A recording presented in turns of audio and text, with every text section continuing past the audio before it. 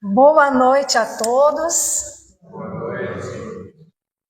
Que a doce paz do nosso querido Mestre Jesus envolva os nossos corações em muitas bênçãos de luz e de muita paz.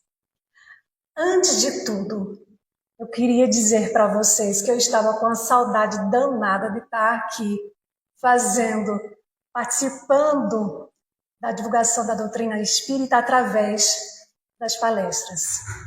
Então, nós agradecemos imensamente a Deus, o nosso Pai, por estarmos aqui neste mundo físico, com a sua permissão.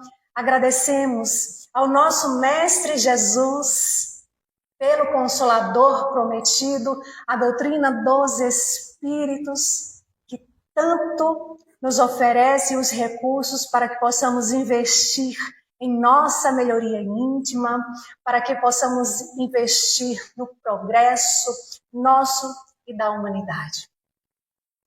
Então, agradecemos também ao mentor desta casa, Dr. Bezerra de Menezes, toda a equipe espiritual presente, e que nós possamos nos colocar receptivos às reflexões desta noite, ao alimento que todos nós viemos buscar, na certeza do amparo, da assistência espiritual da casa. E tenhamos também a certeza que no final sairemos daqui melhores de que quando aqui chegamos. Quando me foi passado o tema para esta noite, eu fiquei pensando. E aí convido a todos também a refletir. Se houve em algum momento alguma coisa que a gente fez, pensou, falou, que depois a gente botou a mão na consciência e disse, meu Deus do céu, como é que eu tive coragem de fazer isso? Como é que eu tive coragem de dizer isso? Quem já não teve esse pensamento?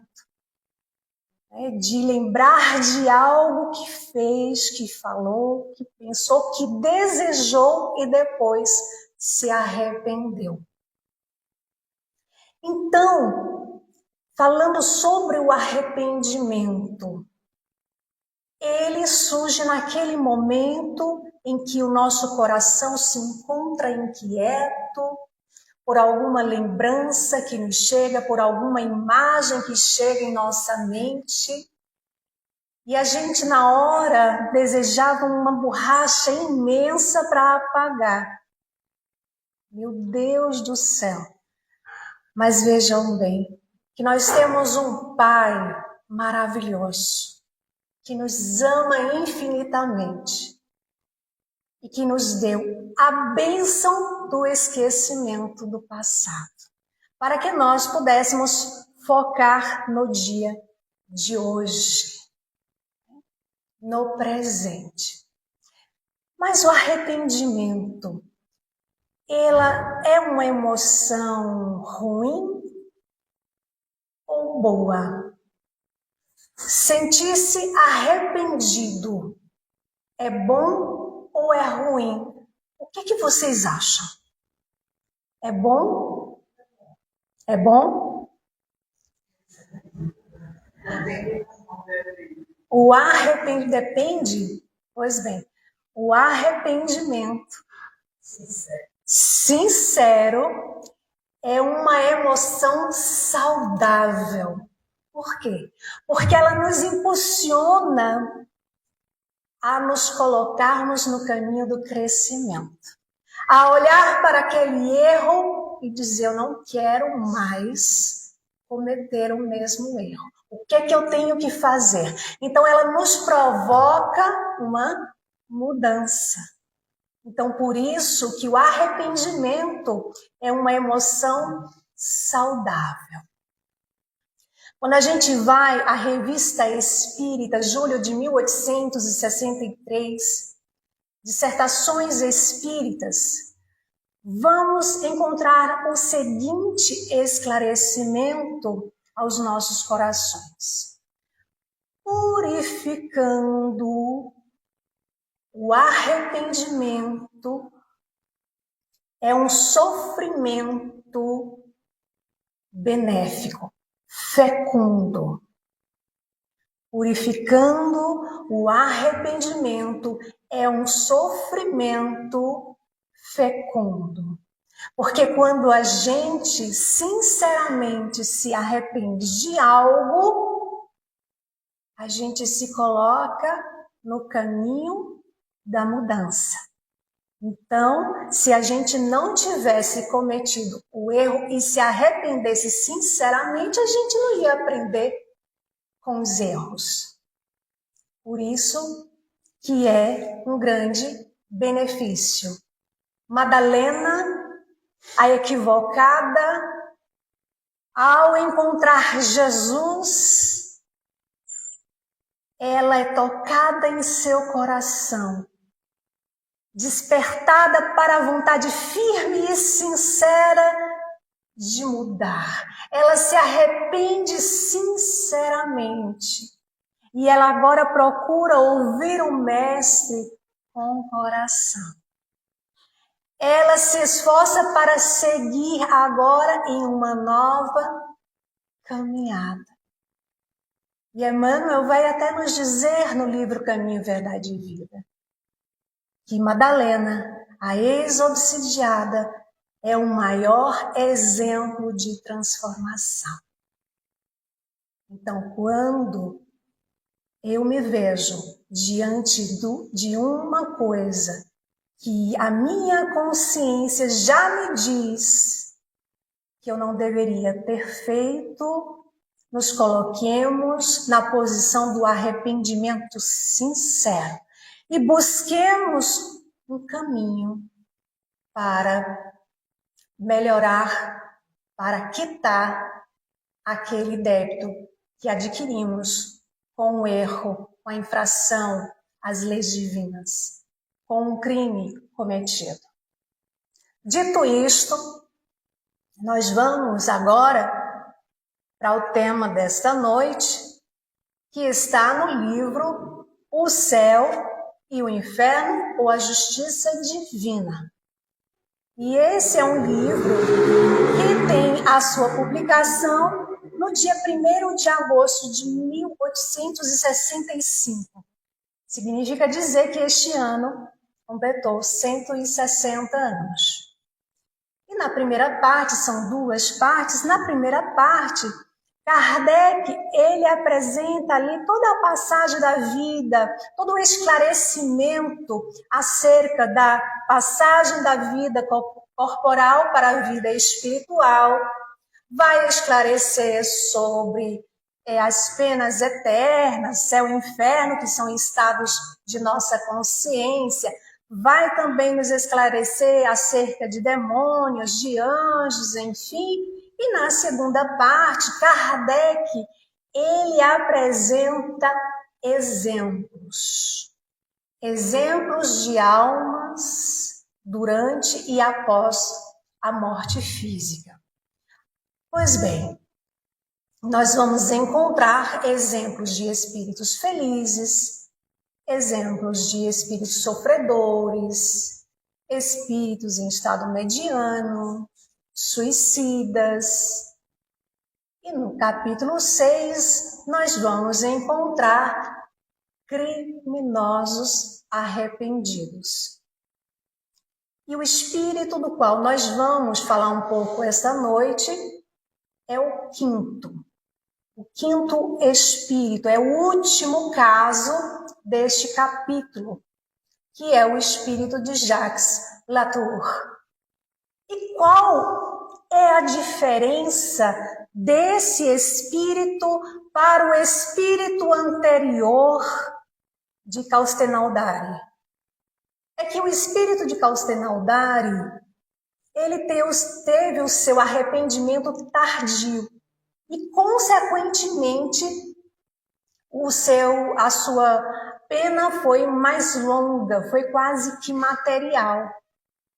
Já o espírito Jacques Latour, o seu arrependimento foi mais moral. Mas teve outra coisa também diferente dos demais. É que naquela época, quando Kardec se reunia para ali fazer aquela reunião mediúnica, os espíritos eram evocados. Mas com esse espírito foi diferente. Ele não foi evocado. E ele inicia ali a sua comunicação através da psicografia, dizendo que estava arrependido, arrependido, arrependido. Diz o seu nome, clama por piedade. Quem foi Jacques Latour? Ele foi um assassino condenado e executado em setembro de 1864. E ele acreditava que morreu, acabou. Então, ele assassinava, cometia vários crimes, acreditando que nunca mais iam ver aqueles que tinham sido as suas vítimas. Então, para ele estava tudo resolvido. Só que aí ele se vê diante de um imenso pesadelo. Porque ao retornar ao mundo espiritual, ele começa a ver essas vítimas, se depara com essas vítimas. Ele disse que o tempo todo, a todo instante, ele via aqueles cadáveres. Ele via aqueles rostos cobrando a ele, chamando ele de assassino. Então, ele dizia que era o pior de todos os pesadelos. Como é? Eu estou morto, mas eu estou vivo. O que é isso? O que é que está acontecendo? Ele dizia estar caminhando em sangue. Tal era o tormento, o inferno da sua consciência que ele vivenciava. Mas nós sabemos que a morte não existe. Como nos lembra o espírito de André Luiz, na primeira obra da série espiritual, das obras O Nosso Lar, que a vida não cessa. A vida é fonte eterna e a morte é um jogo escuro das ilusões. Então, a morte é esse processo de retorno à vida real.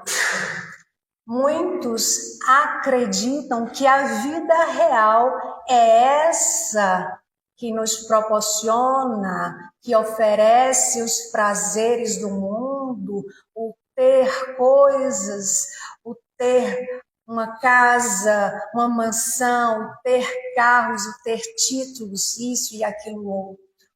Quando nós sabemos que ao voltarmos para o plano espiritual, nada levamos, nem sequer o corpo físico. Fica tudo aí. O que levamos é o que podemos agregar ao nosso coração, à nossa mente e ao nosso espírito. Então, mais adiante, esse espírito, ele vai nos apresentar algumas lições.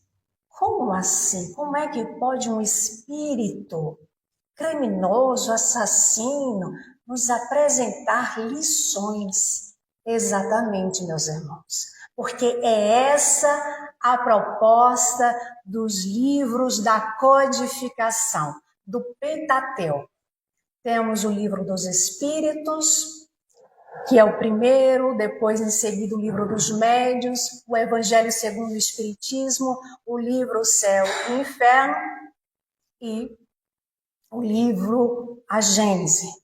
Depois veio Obras Póstumas e depois também vieram as obras subsidiárias pela mediunidade do médium Chico Xavier, depois também por Divaldo Pereira Franco, nos trazendo também informações do mundo espiritual, né?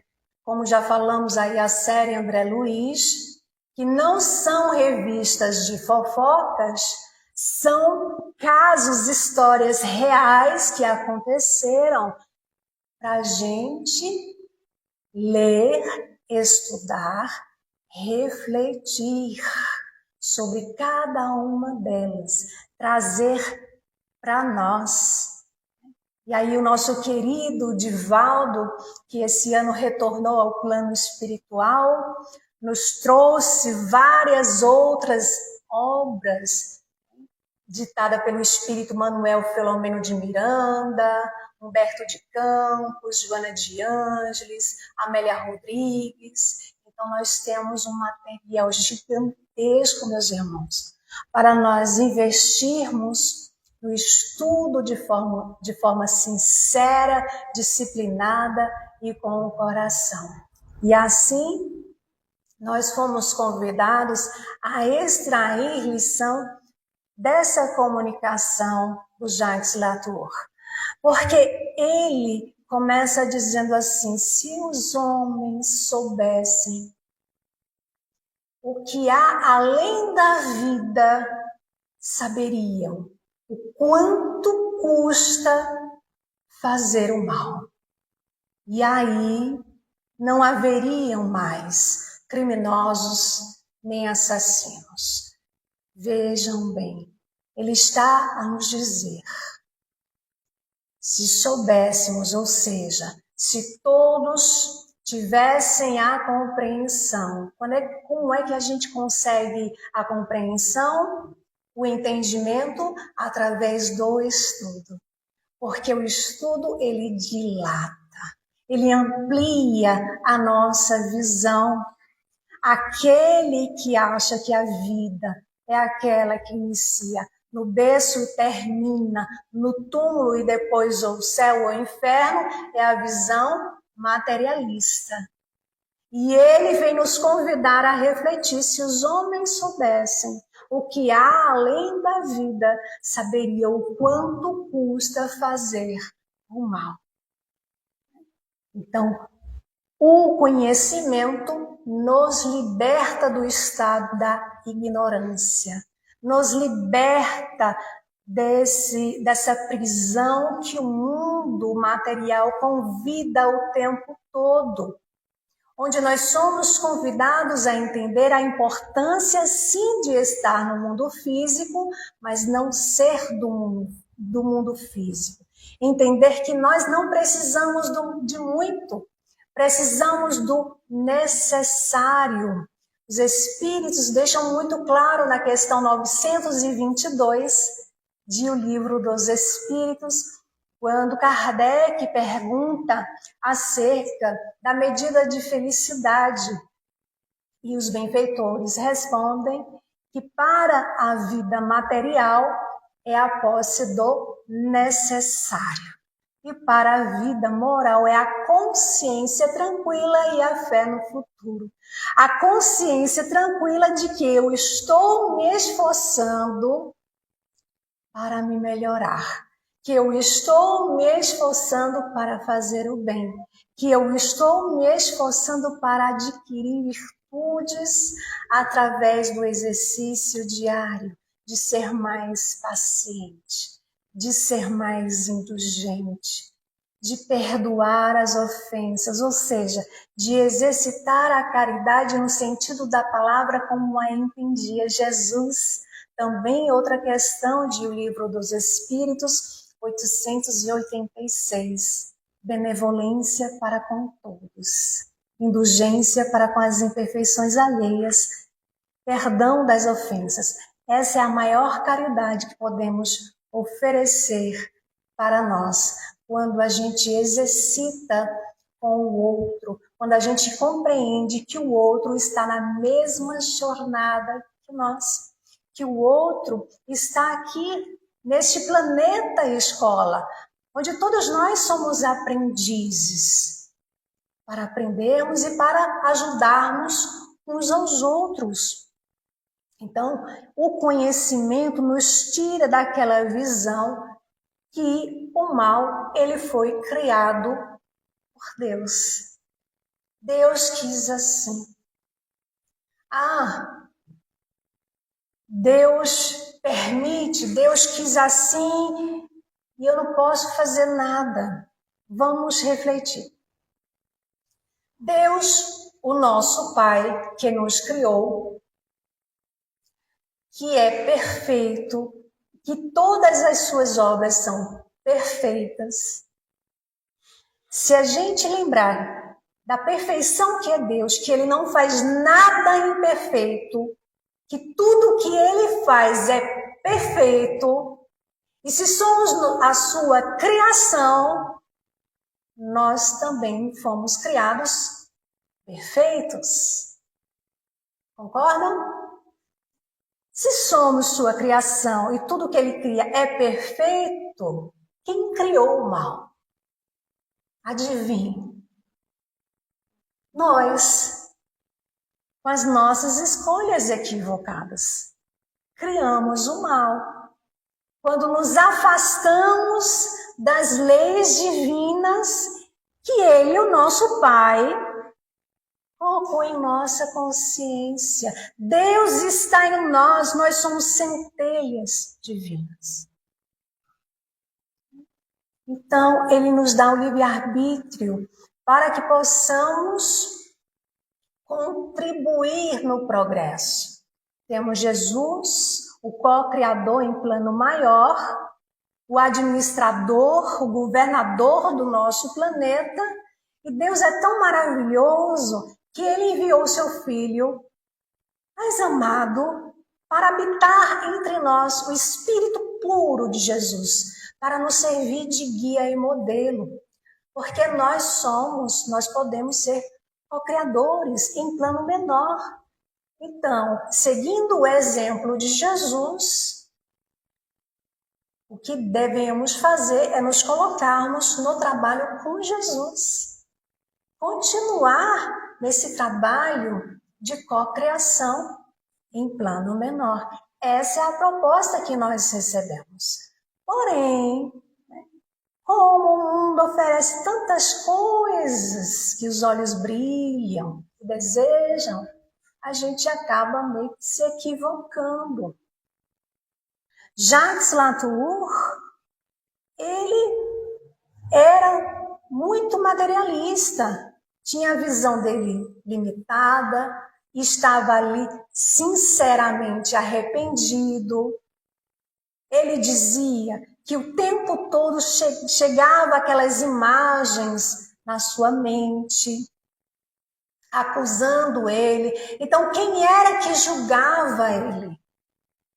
A sua própria consciência, que julgava ele, que chamava a atenção pelo o que ele tinha feito.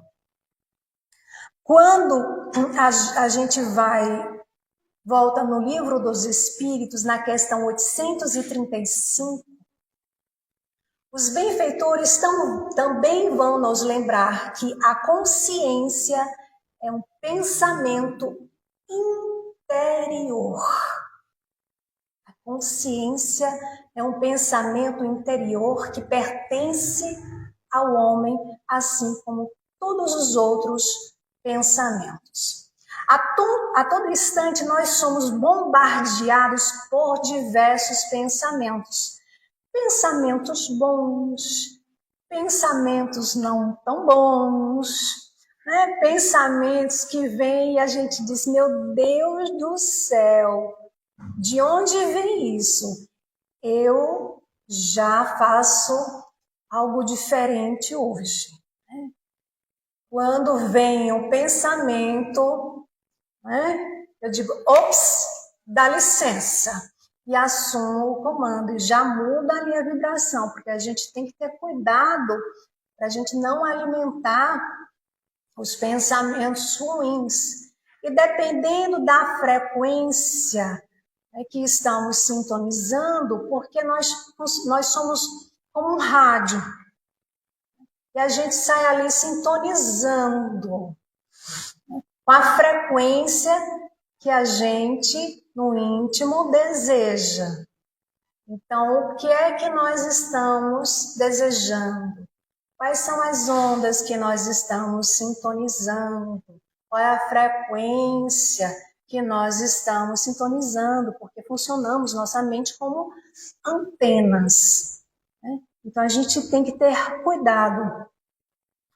E Joana de Ângeles, no livro Momentos de Saúde e de Consciência, ali no capítulo 6, Culpa e Consciência, página 119, ela vai nos dizer que uma das formas, né, da gente reverter esse sentimento assim de culpa e de reverter os débitos, os erros, é através das ações. Ela vai dizer assim: a soma das nossas ações positivas quitará o débito moral que adquirimos perante a divina consciência.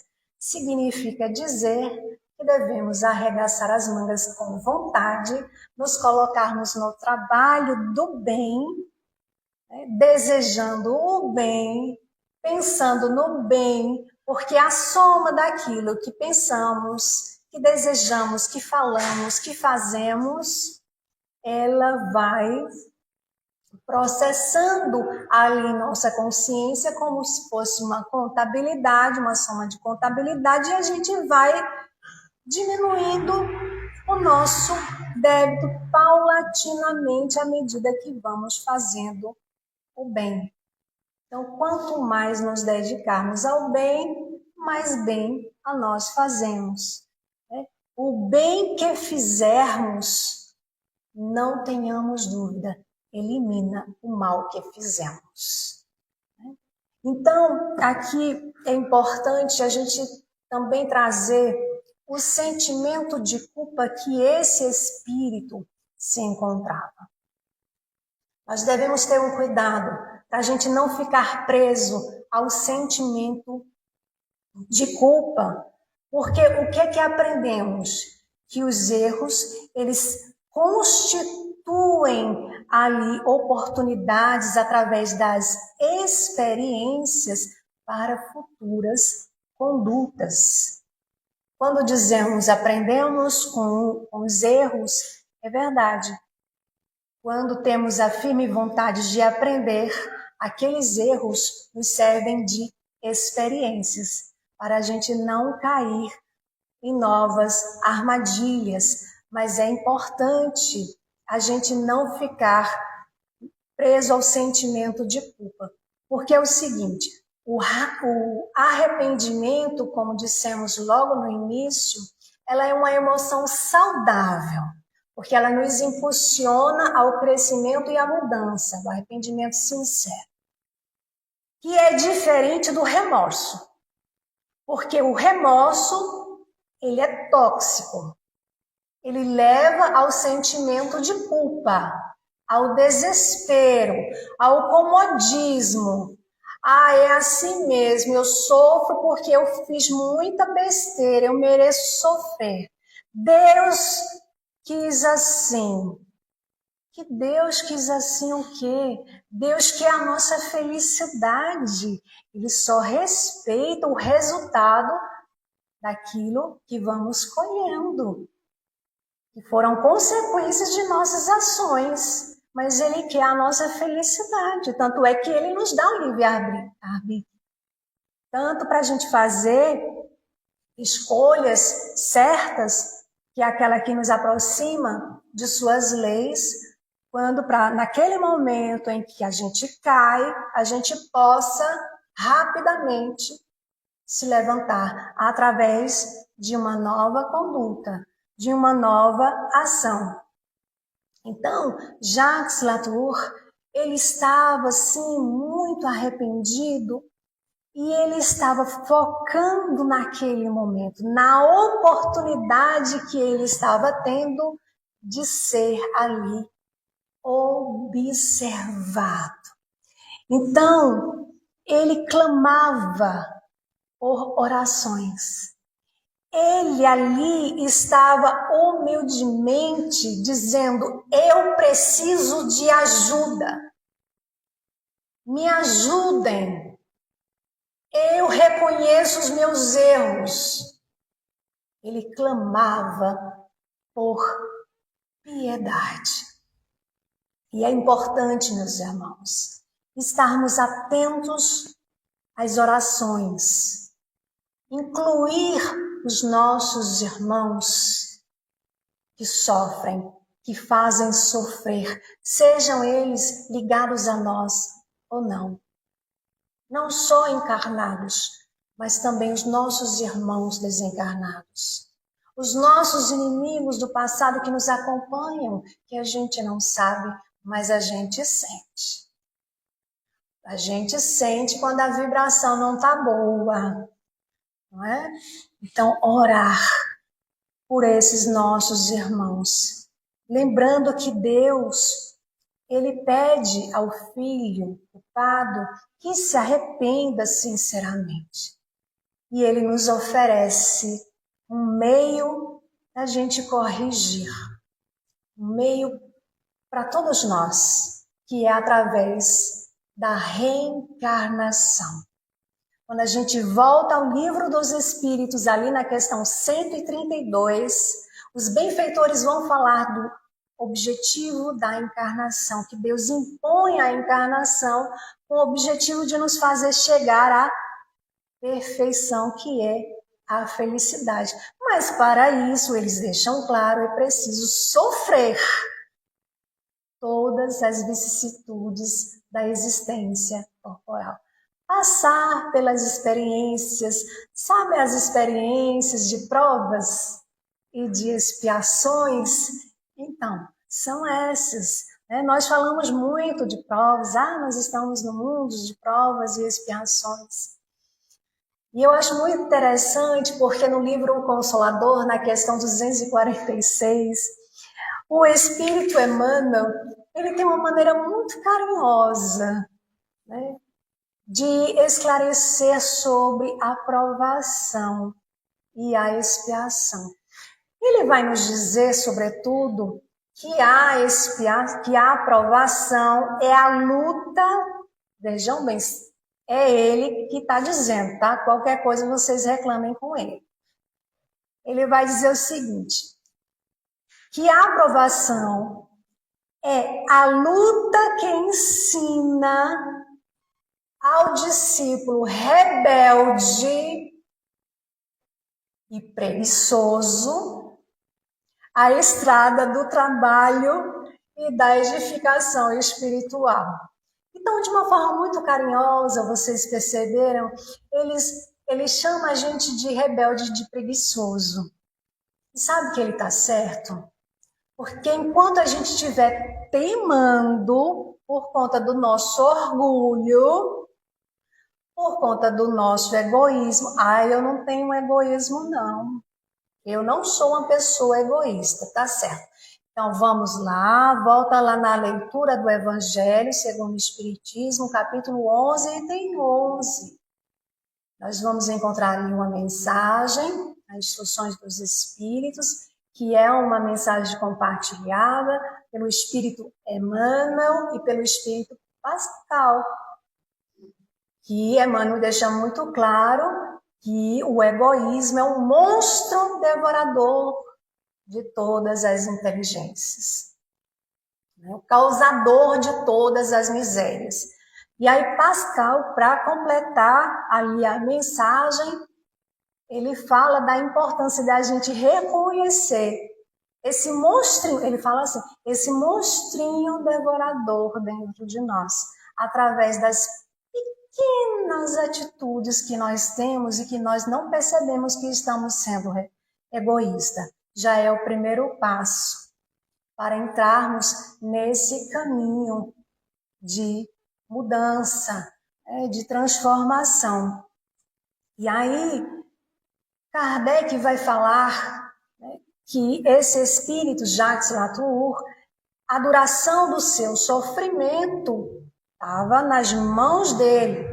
Porque uma coisa é falar sinceramente que está arrependido. E outra coisa é se colocar, de fato, no trabalho para modificar aquela conduta. Não é?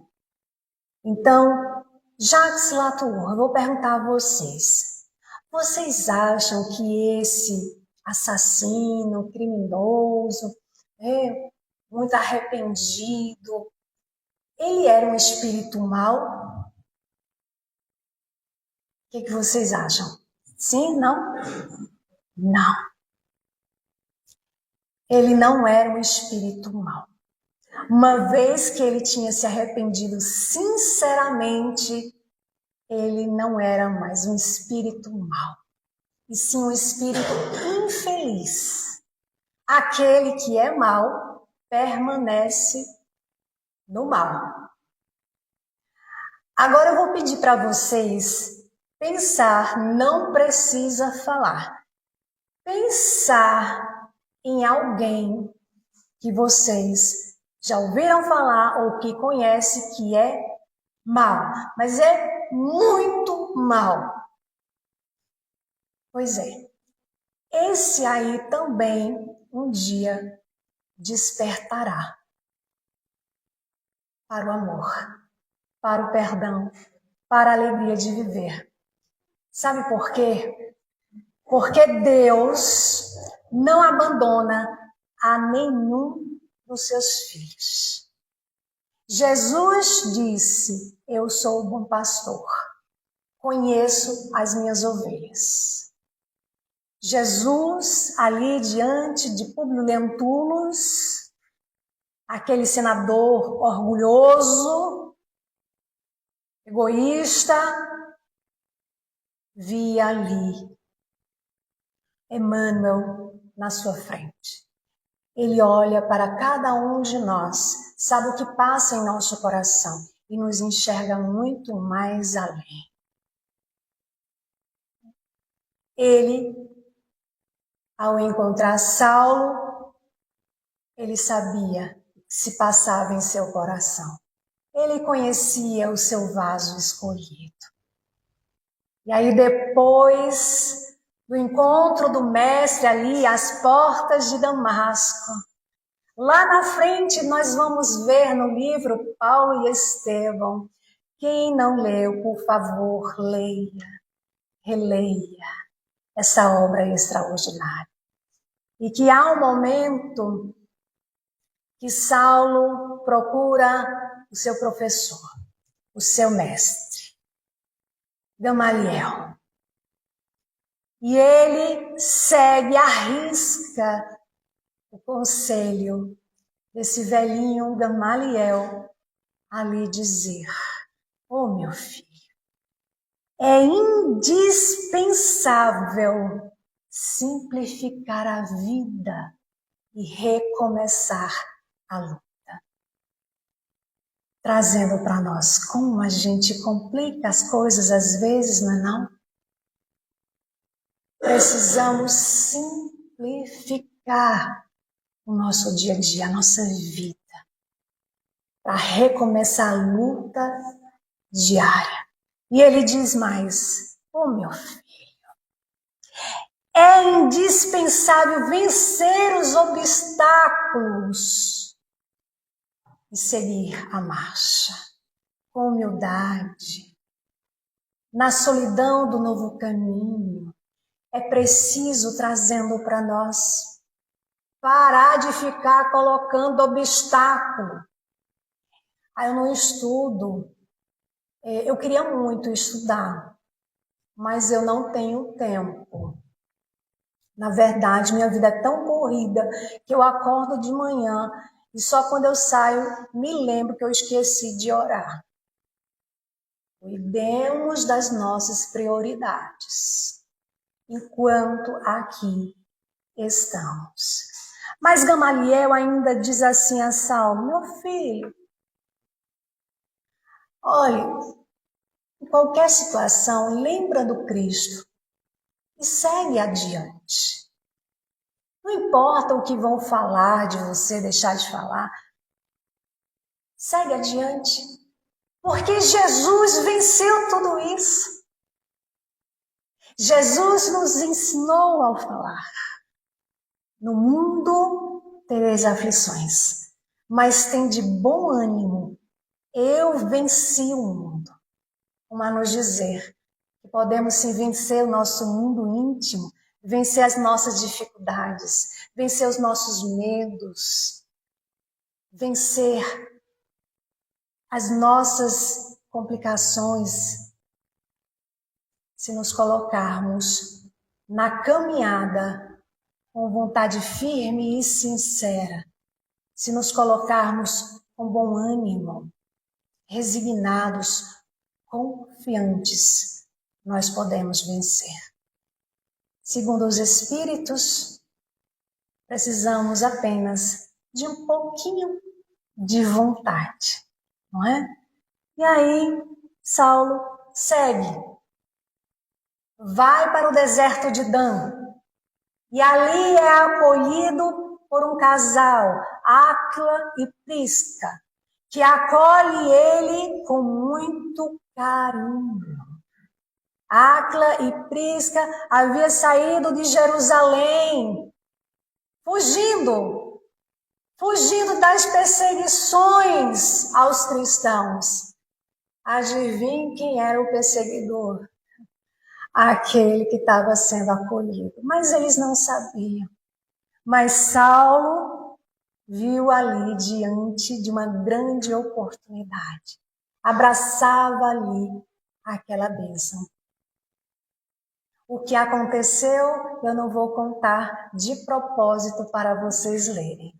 Mas, quando ele sai dali do deserto de Dan, ele sai com o coração, com o espírito renovado. Por quê? Porque agora ele tinha um companheiro fiel, sob a direção de Jesus. Estevão, o espírito de Estevão o acompanhava fielmente. E Saulo se sentia com o espírito renovado. E depois de tantas lutas, de tantas humilhações, de tantas chicoteadas, pedradas, prisões, fome, sede, frio, depois de tanta caminhada, quilômetros e quilômetros a pé, detalhe, sem tênis, seus pés feridos, ele vence a luta maior, que era com ele mesmo. Ele se torna o apóstolo dos gentios e vem dizer aos nossos corações que possamos nos colocar nesse trabalho com amor. Oh, amados, de vós esperamos coisas melhores. Traduzindo para nós, ó Espíritos, de vós esperamos coisas melhores.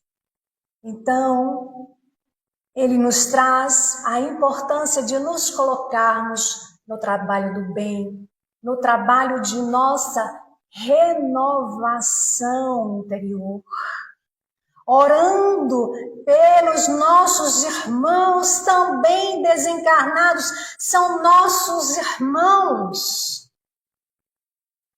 que merece toda a compaixão, respeito, que clamam piedade. Lembrem, como um dia, muitos de nós também, devido aos nossos erros do passado, clamamos por piedade.